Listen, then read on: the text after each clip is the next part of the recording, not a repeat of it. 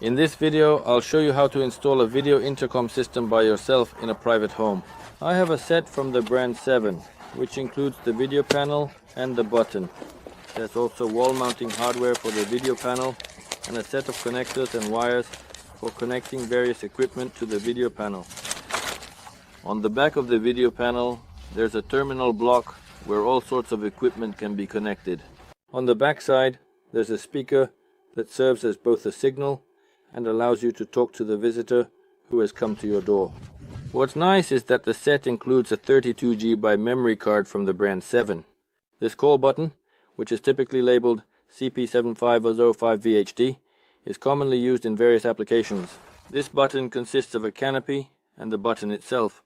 It has a black light. There are also silver buttons, like in the picture. 4 types. There's this metal panel. This corner panel allows you to position the button at an angle, making it easier to see the person who has come to your door. There's also a user manual for this panel, wiring diagram for all the wires, where everyone connects. The downside of this panel is that, unfortunately, it is secured with only a single tiny and insignificant screw to its canopy, which might not be sufficient for stability and durability in the long run, and potentially unreliable. This screw is very small, and in case of theft, someone could come up, unscrew it, give this panel a good tug, and pull it out of its socket. If we tear off this wire, then we don't need it. To protect this panel from theft, I made a special protective vandal-proof cover, and I will show it in this video. To install this panel and button, you'll need a 4-wire copper cable. I took a 6-wire cable so that I have 2 spare wires, and if necessary, I can switch to another wire. You will also need a conduit, either for outdoor or indoor use, depending on where the cable will run.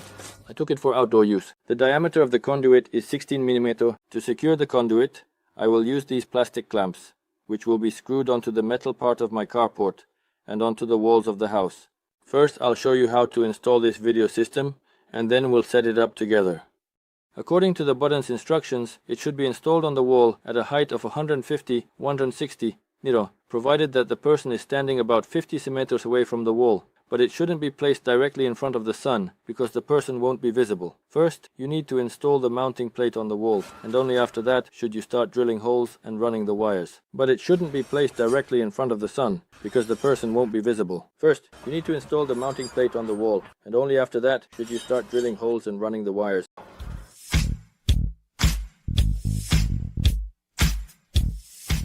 Now we drill the hole and screw in the mounting panel for the button.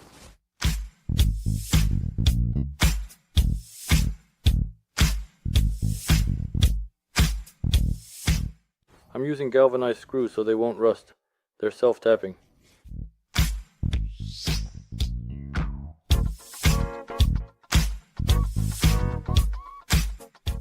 Here's the mounting panel in place, and we can start installing the button into it. Now we need to drill a hole with a diameter of 8 mm in this spot.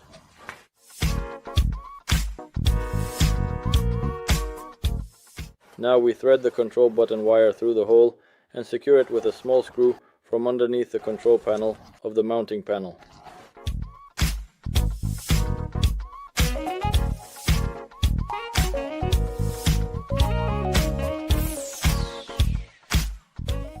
Now we put our homemade vandal-proof panel onto the doorbell button and secure it with metal self-tapping screws.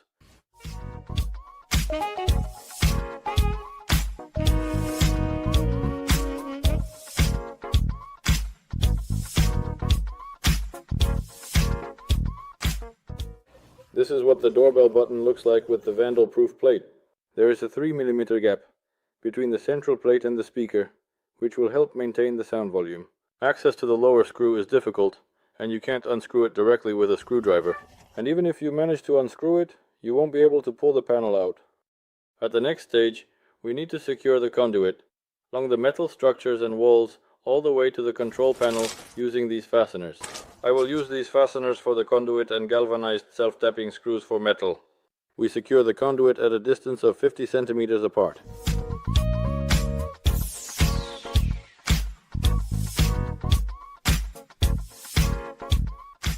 Here the conduit is secured all the way to the house. The wire goes down along the metal structure to the wall, and there I've already made a hole using a long drill and a hammer drill. Now let's take our cable and thread it through the conduit using the small steel wire that's already in it. Near the edge of the conduit, we pierce a hole all the way through and thread the steel wire from the conduit through it. Here's the end that came out of the conduit, and we can start installing the conduit with the wire. According to the instructions, we need to connect to the monitor.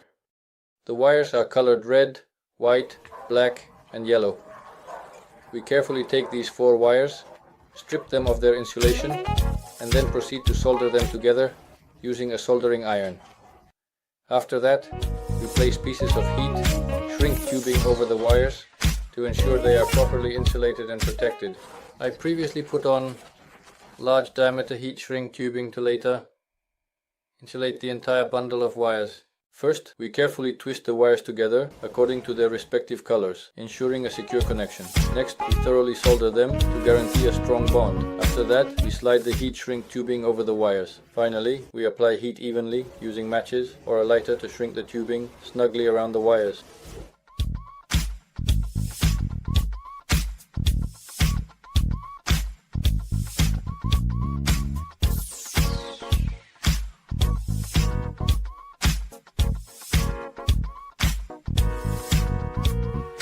Now we need to solder the contact group, which also has 4 wires, red, white, yellow and black.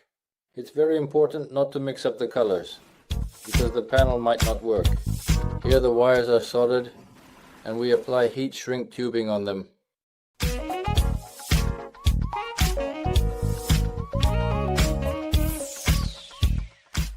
To carefully and securely mount the panel, there's a robust and durable frame that needs to be carefully screwed onto the wall. On the back panel, all the various connectors are clearly and distinctly labeled, and there's a special distinctive sticker. So we connect the left connector, which is specifically and precisely needed for the panel. Now we hang the panel on its mount and check its operation. Here you can choose the time format, such as AM, PM or 24-hour, and all the main settings, including but not limited to various and additional customizable options. The device's language is set to Russian, so all menus appear in Russian. First, we format the date and time, choosing our preferred display style. After setting these, we proceed to format the card. This step is essential to prepare the card for use. We go to the format option, press it, and confirm by selecting yes, starting the formatting process. The card has been formatted. Now let's check how the intercom works. We turn on the camera and ensure it is functioning properly.